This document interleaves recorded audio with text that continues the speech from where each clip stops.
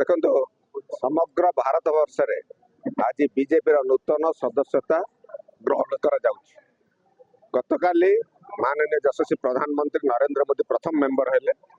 आज आमर राज्य माननीय मुख्यमंत्री हेले एवं समस्ते से क्रम सदस्यता ग्रहण कर प्रोसेस चलती।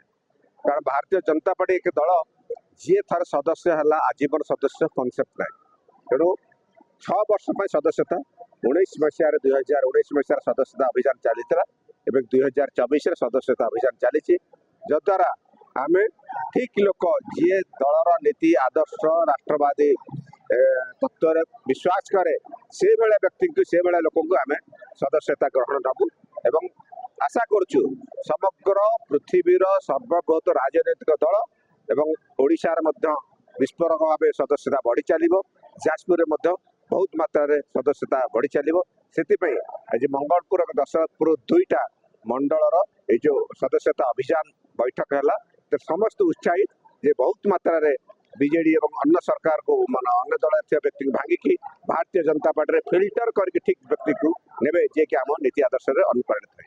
भारतीय जनता पार्टी प्रति 6 वर्ष नुआ सदस्यता अभियान कार्यक्रम आरंभ करे। माननीय यशस्वी प्रधानमंत्री गतकाली दिल्ली यार उद्घाटन कर राष्ट्रीय अध्यक्ष जेपी नड्डा जी प्रधानमंत्री महोदय को प्रथम सदस्य करके कार्यक्रम गतकाली आरंभ करते दिल्ली।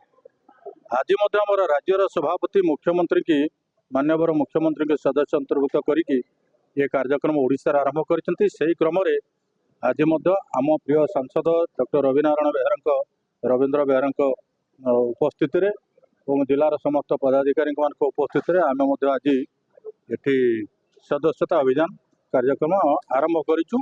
पूरा विश्वास जे प्रत्येक जाजपुर निर्वाचन मंडल में जाजपुर जिले में प्रति परिवार को भारतीय जनता पार्टी सांगरे जोड़ा हूँ आमर लक्ष्य। ये हूँ पृथ्वीर सबुठारु बड़ राजनैतिक दल एवं सबुठु लोकप्रिय दल ये केन्द्र में राज्य में सरकार दायित्व नाला असंभव जनसमर्थन परिलक्षित हो।